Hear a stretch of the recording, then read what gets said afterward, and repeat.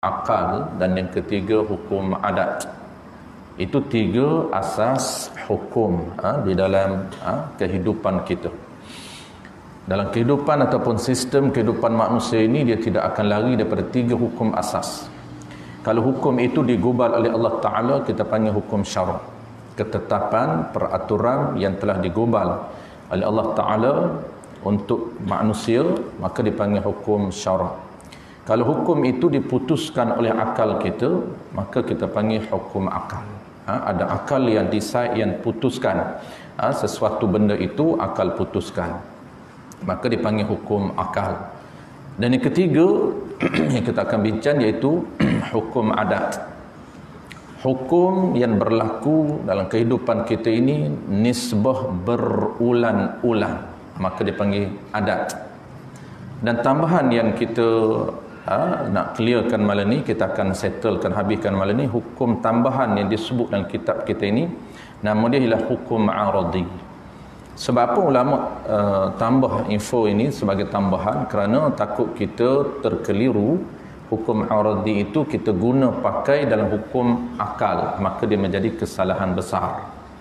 Biasanya kalau kita tak tahu hukum aradi ini, kita akan gunakan ataupun letakkan dia di dalam kategori hukum akal, maka dia tidak tepat dan menjadi kesalahan. Baik, apabila sebuah hukum, tuan-tuan, umumnya ada 3 ataupun detailnya ada 4, maka secara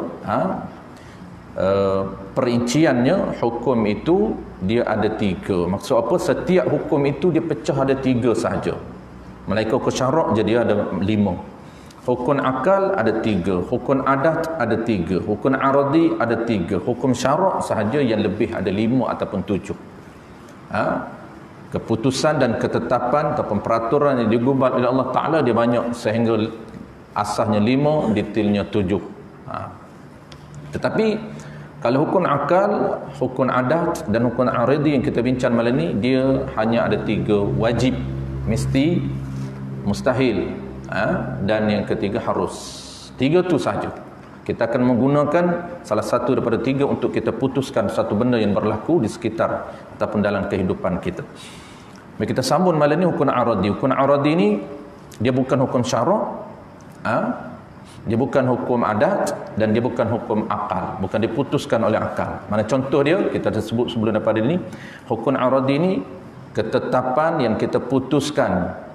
Aradi ni apabila ada unsur, ada benda lain yang berlaku. Benda lain itu apa dia?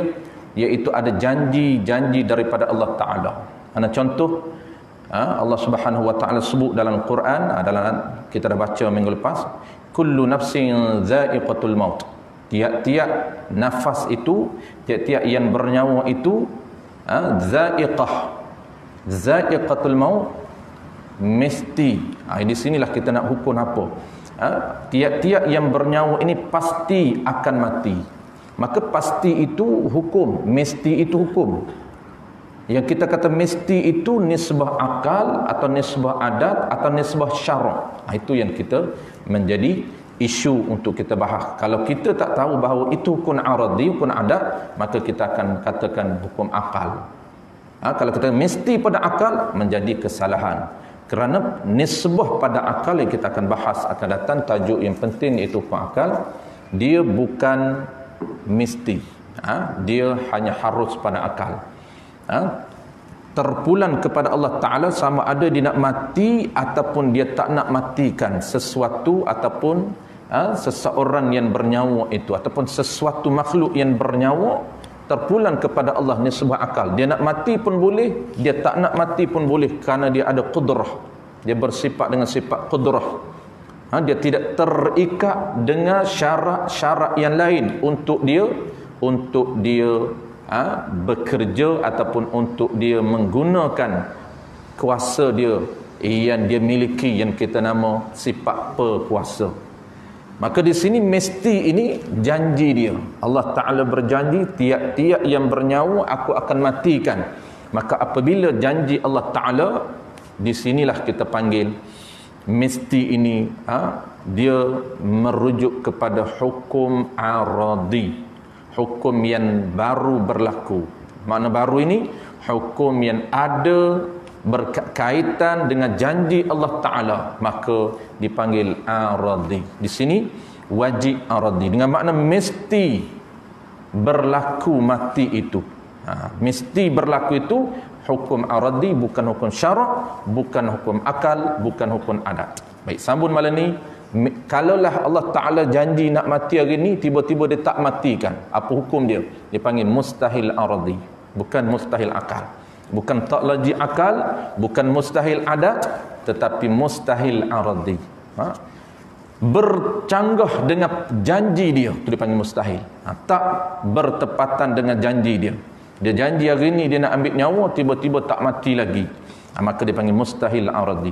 Qala al-musannif rahimahullahu ta'ala, kata pengarang kita, dan jika melawani keputusan yang tersebut, jika bertentangan dengan keputusan yang tersebut, keputusan itu hukum, mana yang tersebut, iaitu wajib aradi, mesti mati. Kullu nafsin dha'iqatul maut, satu contoh. Allah Ta'ala sebut tiap-tiap yang bernyawa itu mesti merasai mati.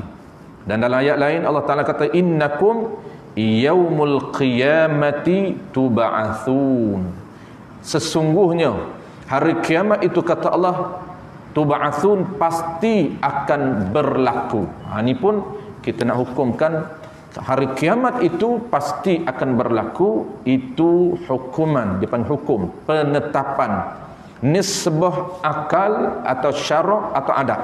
Nisbah, jawab dia, nisbah aridi, nisbah janji Allah Subhanahu wa ta'ala. Allah Subhanahu wa ta'ala janji akan mati. Di sinilah tuan-tuan kita memerlukan kepada basic hukum untuk menterjemah. Sebab itulah kita nak terjun dalam bidang tafsir Quran, dan kita nak terjun dalam bidang hadis, maka kita perlu settlekan aspek basic dalam hukum syarak untuk penterjemahan yang tepat. Kalau kita terjemah tanpa mengeluarkan hukum, settle, selamat. Kalau kita tak tahu nak selamat, tuan-tuan, terjemah dengan umum.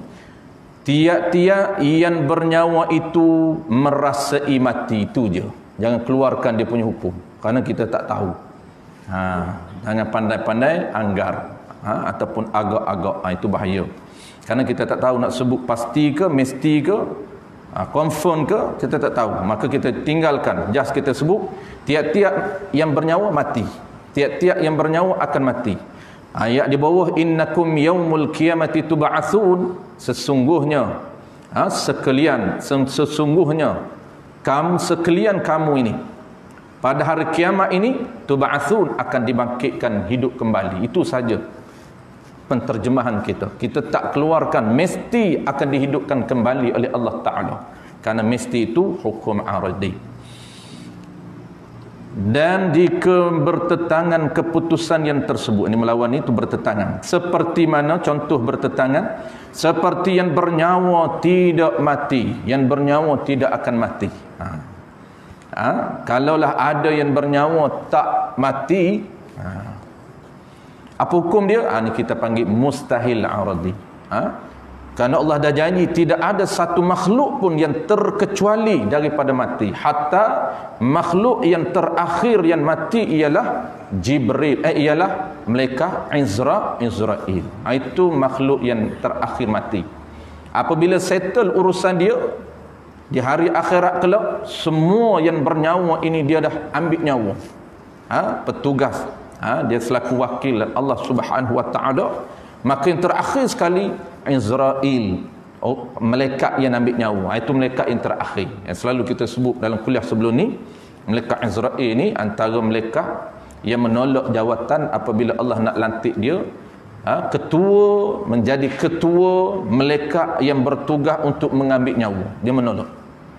Ini jawatan yang paling besar ni, jawatan yang mulia. Tiba-tiba ditolak oleh Israel. Di atas alasan apa dia? Di atas alasan, kata Israel, kalaulah kerja aku ni untuk mengambil nyawa manusia, ya Allah, nescaya seluruh manusia, seluruh makhluk Allah akan benci dan marah kepada aku. Dia tahu dah orang akan marah kepada dia. Kerana apa? Kerana orang tak suka mati ni. Tak ada siapa pun nak mati. Kalau boleh nak panjang umur semua. Tanya bila, kita tak ready. Umur 60 tak ready lagi. Kalau tanya dulu umur 30, okeylah, kita kata okeylah, tak mati lagi. Tak ready lagi nak mati. Tanya umur 40 tak ready lagi. Tanya umur 50 tak ready lagi. Ya Allah, panjang lagi, tak ready lagi. Kalau tanya umur 100 tuan-tuan, tak ready juga. Tu tanda dia sampai bila dia nak betul-betul ready. Allah Ta'ala nak jemput ambil. Sampai bila dia tak akan ready. Sebab itulah kalau kita ambil nyawa walaupun dia umur 100 lebih, dia tak suka juga. Yang Israel ni dia boleh baca dah. Dia boleh baca dah attitude ataupun sikap manusia ni, boleh baca awal Israel. Dia kata aku tak nak menolak jawatan ni kerana aku akan dibenci oleh seluruh makhluk Allah Ta'ala. Tak ada makhluk yang suka mati ni. Melainkan para ulama ada. Para ulama dia hubbul maut. Dia suka mati. Kerana salah satu ciri yang kita kena ada dalam hati kita apabila tuan-tuan belajar tasawuf, dia ada ciri-ciri, dia panggil sifat mahmudah, sifat yang terpuji, yang kita kena latih. Sifat hati kita ni sifat hati, kena latih sifat hati ni. Satu daripada 10 yang dikumpul, yang dimodulkan oleh Imam Ghazali. Satunya hubbul maut, kasih kepada mati. Dia lawan apa dia? Dia lawan benci kepada mati yang dia lawan. Kita buang tak suka mati itu, kita masukkan kasih kepada mati. Kasih kepada mati ni, dia suka mati ni makna apa? Makna suka mati bilalah aku nak mati, tak sabar nak mati. Bukan. Makna dia bersedia dengan amalan yang terbaik. Setiap amalan dia buat seolah-olah inilah amalan terakhir aku, kalau selepas aku sembahyang ni mati aku. Tu dia panggil bersedia dengan mati. Setiap amalan dia amalan yang paling baik, amalan yang terbaik dari segi kualitinya, praktikalnya. Sebab itulah kita kena improve tuan-tuan ilmu praktikal ibadat kita. Apa saja ibadat? Ini kita duk bincang ni ibadat hati. Ilmu akidah ini tuan-tuan, ilmu ibadat hati kita. Dan inilah ilmu yang paling besar pahala, kita selalu sebut. Dari segi motivasi kita, dari segi motivate kita tuan-tuan, supaya kita rasa excited, semangat, terinspirasi nak bertindak untuk cari ilmu akidah ini. Kenapa? Kerana ilmu akidah ilmu yang paling besar, bayaran yang Allah Ta'ala akan bayar di akhirat kelak. Dia bayar terus, cuma kita boleh ambil akhirat. Bukan payment tuan-tuan kita terima di akhirat, kita dibayar di akhirat, tidak. Dia bayar terus, cuma kita akan dapat di akhirat. Bukan kata di akhirat ni baru dia kira, tidak. Kita terus dapat pahala. Sebab tu kita boleh sedekah pahala dalam mazhab Ahlussunnah. Wahabi dia tak boleh sedekah pahala. Wahabi dia tidak timbul isu sedekah pahala. Tapi Ahlussunnah dia ada isu boleh sedekah pahala. Dan dia tak berkurang. Tuan-tuan jangan kedekut bab sedekah pahala ni. Jangan kedekut. Sedekahlah pahala tuan-tuan ada. Dia kata aku tak tahulah, tak confirm ada ke tak ada pahala nak sedekah. Itu yang kena ada menu, kena ada panduan. Apabila kita buat selarah dengan panduan, suatu semayang selarah dengan panduan syarak, confirm kita lah di segi kita kata aku dah rasa, dah confident dengan ilmu yang aku belajar, mudah-mudahan Allah terima. Maka lepas tu boleh sedekah pahala. Aku sedekah pahala mengaji aku ini kepada arwah si fulan bin si fulan. Kalau tuan-tuan ibu ayah tu dia sunat sahaja sedekah. Kalau tuan-tuan tak sedekah, dia auto dapat. Itu keistimewaan ibu ayah kita. Ibu ayah kita yang telah meninggal ataupun masih hidup, apa saja kebaikan anak dia buat tetap auto dapat kepada dia walaupun anak tak niat. Ini keistimewaan usul. Dalam bahasa fiqh dipanggil keistimewaan usul hasil daripada aktiviti furu'. Maksud apa bahasa kita? Keistimewaan ibu bapa ke atas hasil daripada anak cucu dia buat kebaikan. Itu keistimewaan orang jadi bapa dan anak. Sebab itulah nak anak yang soleh, kerana sampai dia mati duduk dalam kubur pun apa saja anak dia buat baik akan dapat. Cuma sunat ni kita untuk dapat pahala kepada kita. Nak dapat pahala kepada kita kena sunat niat. Aku sedekah pahala solat aku. Aku sedekah pahala mengaji Quran aku. Aku sedekah pahala sedekah aku ni, sedekah jariah kita, infak kita. Aku sedekah pahala solat aku maghrib tadi kepada arwah bapa aku, arwah nenek aku, arwah adik-beradik aku.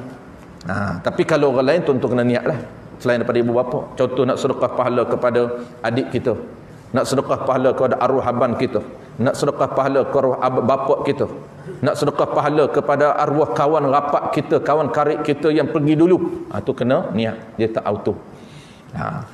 Sebab itulah tanda ulama bincang dan mazhab kita Ahlussunnah, kenapa boleh sedekah pahala? Kerana Allah dah bagi, cuma dapat belum lagi. Kita belum milik pahala.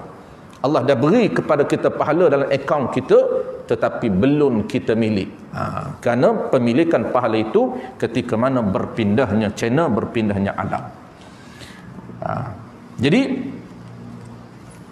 settle tuan-tuan. Itu kita cerita bab Israel tadi.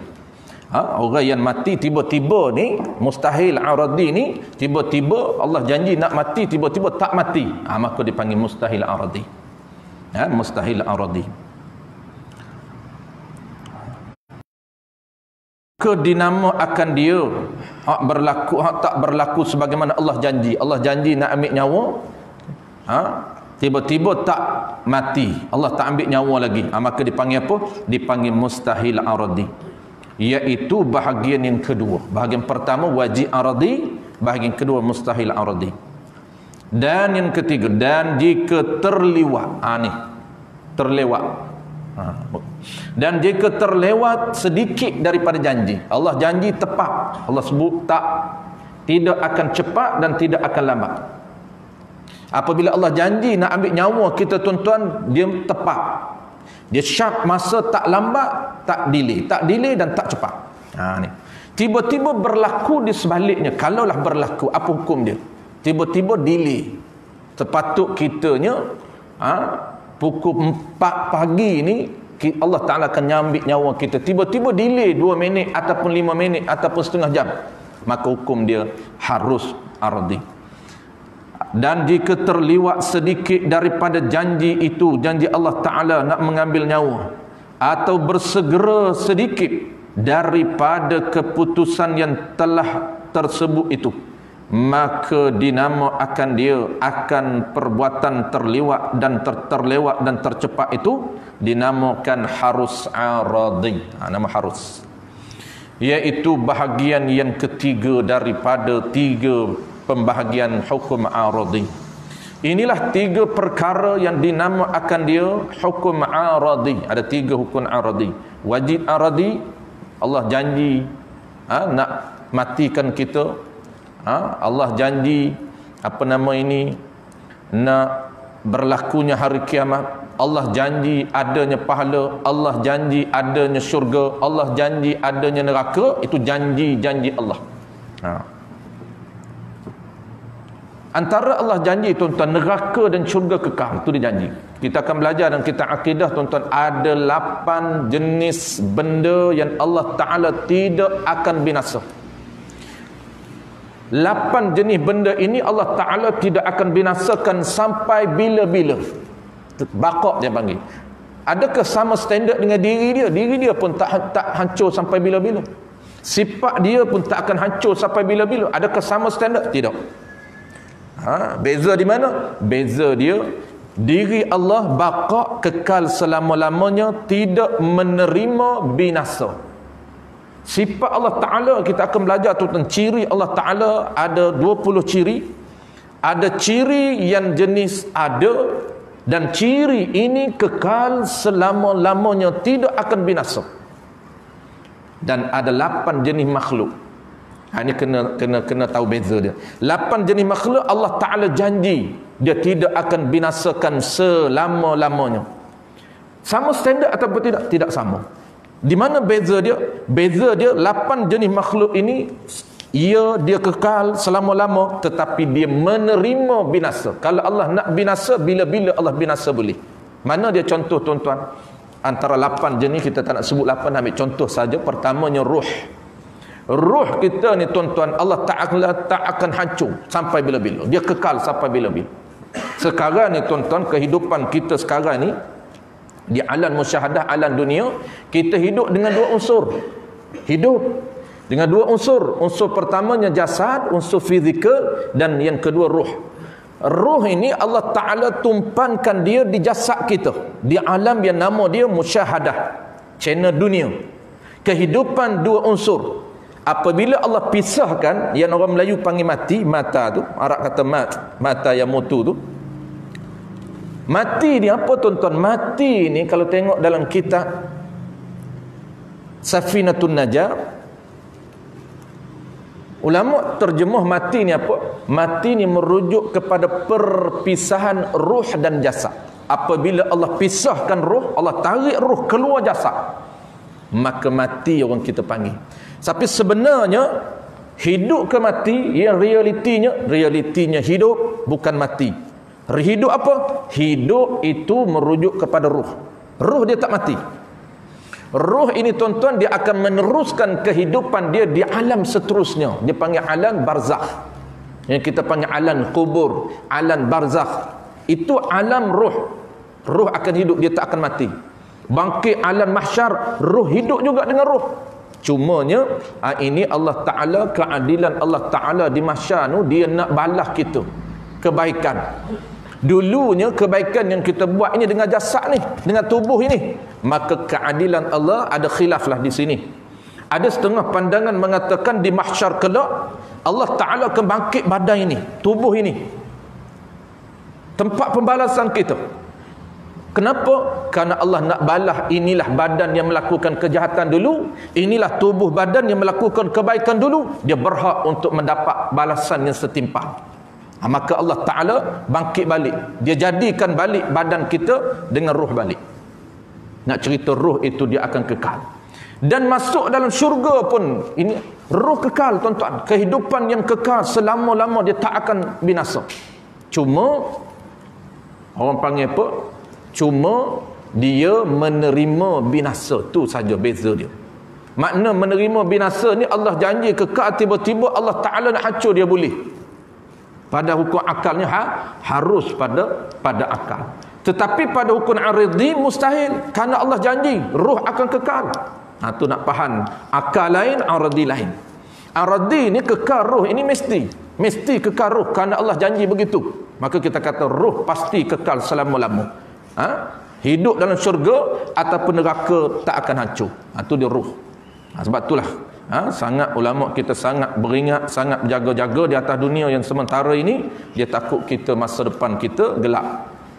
Tempat inilah tempat yang tempat untuk bina, untuk jana, income, supaya apa? Supaya kehidupan kita selesa selama-lama dia. Kerana hidup ini selama-lama, hidup di syurga ataupun neraka. Dan banyak lagi tuan-tuan yang kekal. 8 tu. Pertama ruh, yang kedua syurga kekal, yang ketiga neraka kekal. Ini benda-benda kekal. Yang keempat kita nak sebut 4 saja. Nanti masuk tajuk baru kita akan sebut 8. Yang keempat apa dia kekal? Bidadari. Bidadari dalam syurga tuan-tuan, dia kekal. Dan bidadari ini tidak ada bilangan. Ada ramai bidadari. Batu orang nak mati cepat tuan-tuan. Ulama ni dia nampak bidadari. Kita ni tak nampak. Kita duk nampak ketua bidadari rumah kita. Kan isteri kita tu dia jadi ketua bidadari kalau dia boleh masuk syurga. Sebab tu dia tak boleh masuk seorang. Jangan duk kira kita je elok. Jangan kira kita je. Duk jana income, jana pahala. Tapi tiba-tiba isteri tu ke laut. Tak boleh, kerana dia nak jadi ketua bidadari. Dan bidadari ini tuan-tuan, Ulama ni tuan-tuan, hubbul kasih ni, dia bukan kasih mati ni, dia bukan setiap ibadat dia ni, dia ingat inilah ibadat terakhir aku. Ni maksud kasih mati. Tetapi aura kebaikan akhirat tu dia dah ada. Magnet, tarikan, dia dah rasa. Dia dah rasa. Macam tuan-tuan travel sebulan tinggal rumah, tiba-tiba rasa nak hari nak balik tuan-tuan, rasa emosi kita ni seronok nak balik, tarikan nak balik, ingat ke isteri, ingat ke anak. Anak tak apa ingat lah. Dia ingat kat bini lebih. Tarikan itu. Begitu juga para ulama kita ini, dia nampak. Dia Al-Imam Nawawi ni baca kitab baca kitab tasawuf. Imam Nawawi ni menurut perspektif ulama tasawuf, bukan perspektif fiqh lain. Tasawuf, ulama tasawuf kata kenapa Imam Nawawi dia tak kahwin, mati umur muda, tak sempat dia kahwin. Ada riwayat menyatakan dia mati umur 45 tahun. Al-Imam Nawawi, karangan dia ratusan, karangan dia sangat banyak, popular dalam ilmu fiqh dan ilmu fiqh. Dia paling popular dia ilmu fiqh, Imam Nawawi. Betul kan? Imam Nawawi tak kahwin. Imam Ghazali itu tasawuf. Kenapa dia tak kahwin? Ulama tasawuf kata antara sebab ini, antara sebab selain masyghul dengan ibadat. Kalau fiqh kata dia masyghul, dia busy, dia disibukkan dengan ibadat. Menulisnya dia, mengajarnya dia, mengaram. Sebab tu kitab dia banyak. Dia meninggalkan karangan-karangan kitab yang mu'tabar. Itu tak sempat dia kahwin. Tak sempat, dia tidak ada masa nak fikir kahwin. Dan antara ulama tasawuf kata, tuan-tuan, kenapa dia tak kahwin? Kerana dia dah rasa aura syurga. Ni power dia. Tu panggil wali Allah. Dia bukan nampak pahala saja. Dia bukan, hati dia ini tarikan pahala tu bukan nampak pahala semata-mata, tetapi menembusi hati dia ni, tembus sehingga kepada apa? Kepada syurga. Dia nampak bidadari seolah-olah mata hati dia nampak. Bayangan hati dia nampak seolah-olah, bukan nampak betul. Nak nampak macam mana, dia tak pernah pergi syurga lagi. Ni seolah-olah saja. Dan kata para ulama, dia boleh rasai. Allah buka kasyah dia. Dia boleh menikmati kewanginya bau bidadari di syurga. Perasaan dia, perasaan ini soal perasaan. Ni orang tasawuf ni dia bincang perasaannya. Orang fiqh dia action. Maksud action ni tindakan. Orang fiqh dia kira tindak aja. Dia kira tindak ada pahala, feeling tak apa, lain, tak rasa pun tak apa, tu orang fiqh. Tapi orang tasawuf dia gabung dah. Dia buat, dia rasa, dia buat, dia rasa. Dan Imam Nawawi boleh seolah-olah dia menikmati wanginya bau bidadari, sehingga dia boleh cium bau bidadari di dunia.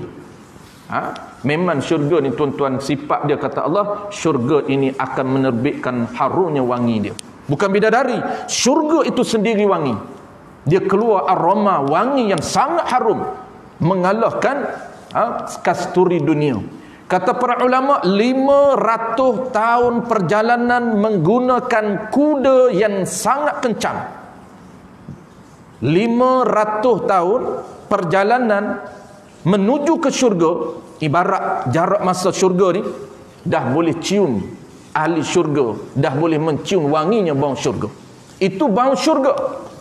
Apatah lagi bau bidadari yang berada dalam syurga, sangat-sangat wangi aroma dia, sehingga boleh dicium oleh Imam Nawawi, sehingga dia merasakan seluruh wanita yang berada di dunia ini tak wangi. Yang kata busuk, tak wangi. Dia rasakan seolah-olah, marilah perempuan cantik hebat tara mana pun, bagi dia tak wangi. Sebab dia rasa wanginya syurga, wanginya syurga, wanginya bidadari, menyebabkan mati nafsu dia, bukan mati pucuk. Menyebabkan dia tak rasa, tak berselera dengan wanita hebat yang berada di dunia. Kita ni tak cium lagi, sebab tu nak kahwin lagi. Kalau tak cukup satu, kalau boleh nak dua nak tiga nak empat tak boleh dah, dia kata. Sebab apa? Tak cium bau bidadari lagi. Tapi dia kata, nak masuk syurga lah ustaz, nak kahwin ramai tu. Kan kahwin ni ibadat. Kalau jadi ibadat lah. Kahwin dua lagi banyak pahala. Ibadat kan kahwin ni. Kahwin tiga lagi banyak pahala, kerana ibadat. Nak pahala banyak, kena kahwin 4 lah. Banyak. Sedap juga ujah dia. Tu kawan saya kata, saya ni tak mampu ustaz nak kahwin, lalu saya nak dapat pahala kahwin, saya niat. Kan niat kan dapat pahala. Malam ni tuan-tuan nak niat bangkit tajuk, sebelum tidur niat siap-siap, aku akan bangkit tajuk pukul 3. Tak bangkit pun dah dapat pahala niat. Begitu kawan saya, dia buat teori ni. Aku tak mampu kahwin, tapi aku niat nak kahwin lagi. Aku niat nak kahwin 2. Cakap siap-siap kat isteri, tak apa abang takkan kahwin, jangan bimbang, tapi abang niat je. Isteri dia kata, apa nak niatnya tak kahwin? Dapat pahala. Kalau tak niat, tak dapat pahala. Oh, isteri marah. Dia tak boleh percaya orang tua ni kata. Habis. Yang ketiga tu harus settle. Inilah 3 perkara yang dinamakan akan 3 perkara ini hukum aradi. Hendaklah kamu mengambil perhatian dengan secukup-cukup perhatian. Kena fokus ataupun betul-betul. Kenapa? Kerana ini melibatkan soal hukum yang penting juga. Supaya apa kena fokus? Supaya lepas kamu daripada nama kejahilan untuk menetapkan hukum aradi ataupun hukum akal. Maka beruntunglah kamu selama-lamanya. Untung selama-lamanya ni tuan-tuan apa dia? Bagi mereka yang tahu, dia akan dapat pahala.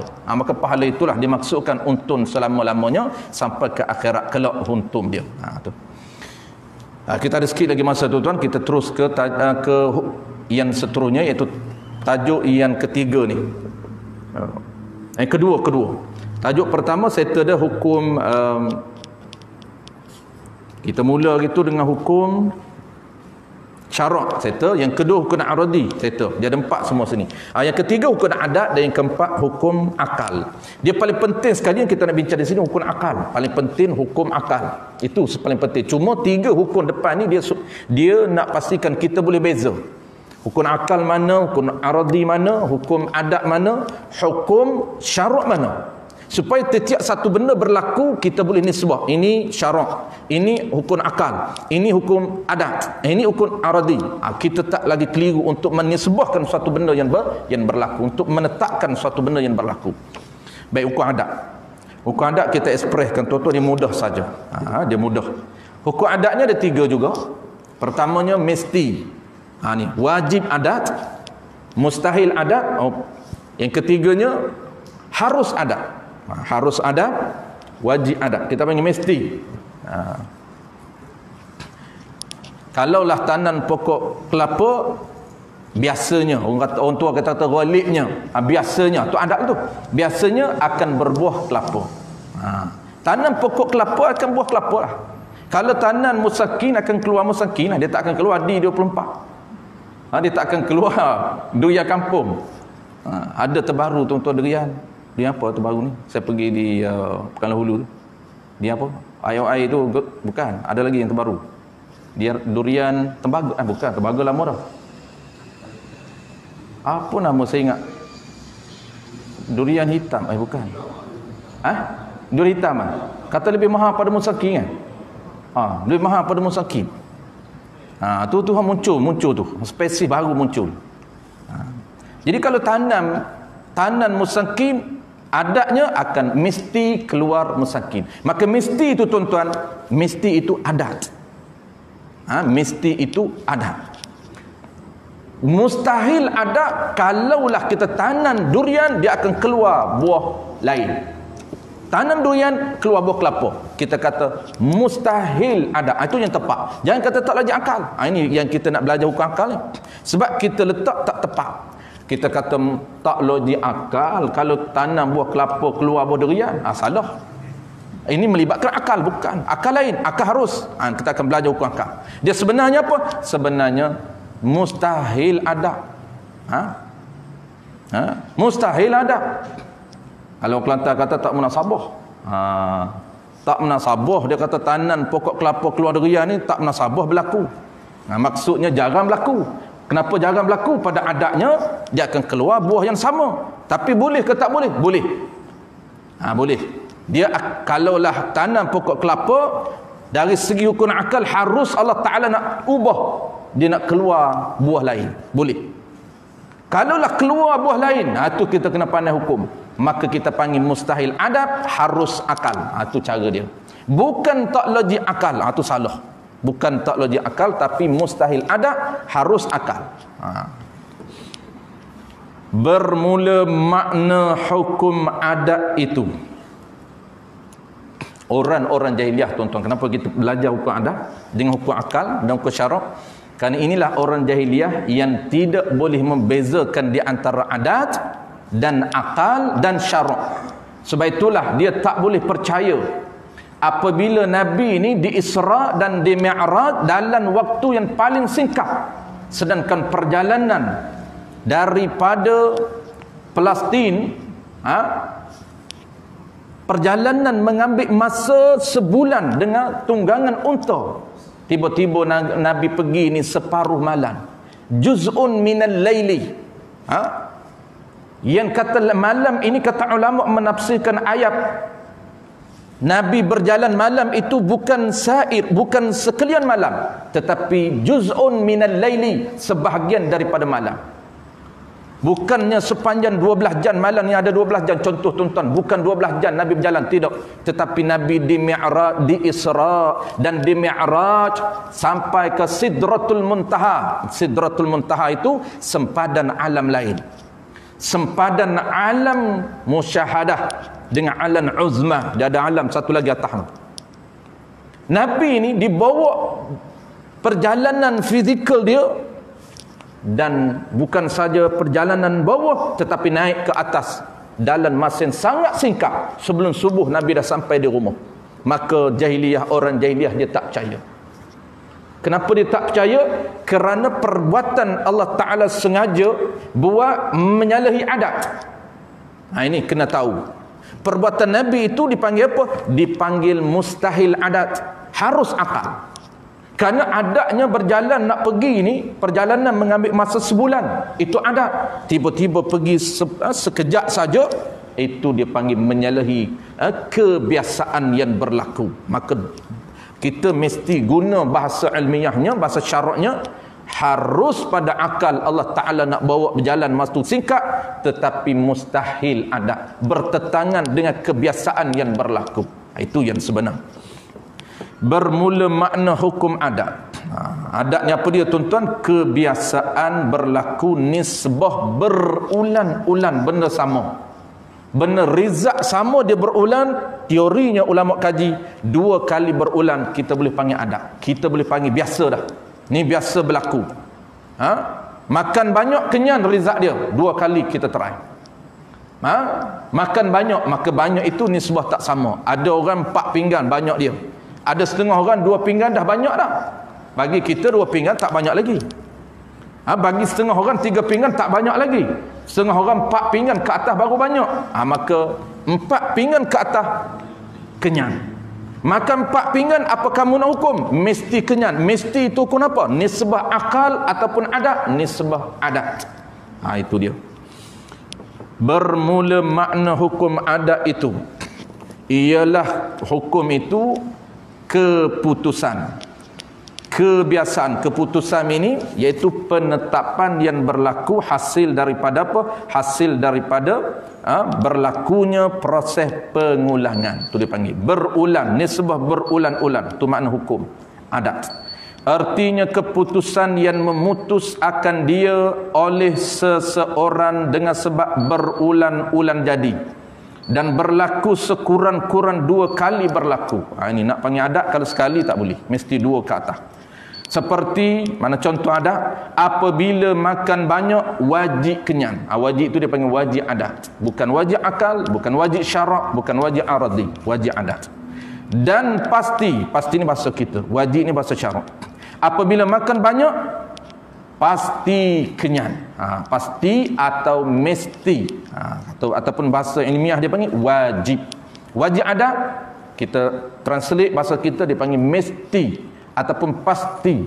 Tu pasti kenyang. Kerana apa? Kerana kebiasaan sudah berlakunya berulang-ulang begitu. Makan sekali tak kenyang, 2 kali makan 2 pinggan. Apabila kita try 2 pinggan ni, nak tahu 2 pinggan, kali pertama dah kenyang, kali kedua 2 pinggan kenyang, kali ketiga tak kenyang, tak apa, 2 kali dah kenyang. Boleh kata biasa dah. Biasa ni aku kalau makan 2 pinggan kenyang. Biasa tu kau apa? Nak kata mesti ke? Ya, mesti. Aku kalau 2 pinggan confirm. Bolehlah lahirnya istilah confirm. Tu cara untuk penggunaan ayat di sisi syariat. Di sisi kita beda aku mana pun tak apa, tak salah. Ni yang duk belajar ni sebab nak match dengan syariat. Supaya dia tally dengan syariat. Apa yang kita bercakap memang cantik dengan syariat. Kalau nak match dengan kita tu tak kisahlah, tak perlu belajar. Hamtan wa badal lah, tak ada masalah apa tu. Yang kita duk belajar ni dia berkaitan dengan syariat. Macam tuan nak cakap Inggeris lah. Nak bedal kok mana pun tak apa, asal kamu faham tak betul grammar pun tak apa.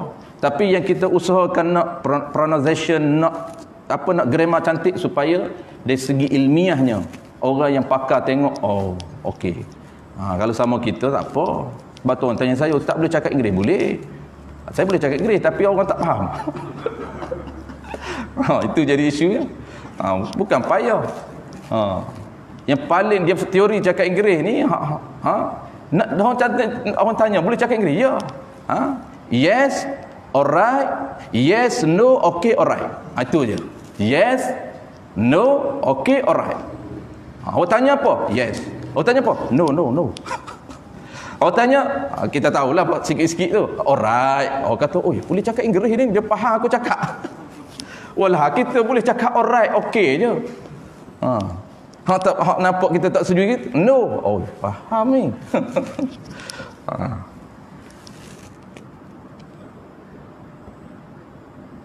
Dan pasti kenyang kerana kebiasaan sudah berulang begitu, dan umpamanya, dan contoh lain lagi, dia bagi satu je. Dan yang berlaku adat atau berlaku kebiasaan yang berulang-ulang itu ialah 4 perkara. Wallahu a'lam. Insya-Allah tuan-tuan bulan depan kita akan masuk tajuk perincian.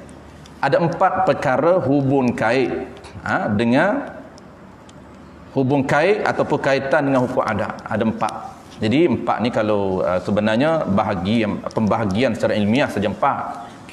Kita percakapan biasa kita duk guna dah. Cuma penggunaan bahasa yang kita selalu guna ni dari segi ilmiahnya nak letak bahagian mana. Dia ada 4 pembahagian kaitan dengan hukum adat, dan juga kita akan bincang bulan depan penkhususan pembahagian hukum adat ada 3, iaitu wajib adat, mesti dengan makna mesti, yang kedua mustahil dengan makna tak berlaku adat, dia panggil tak mustahil adat. Tu jarang berlaku macam ni tu. Dan yang ketiganya harus adat, harus ni boleh berlaku. Wallahu a'lam bissawab.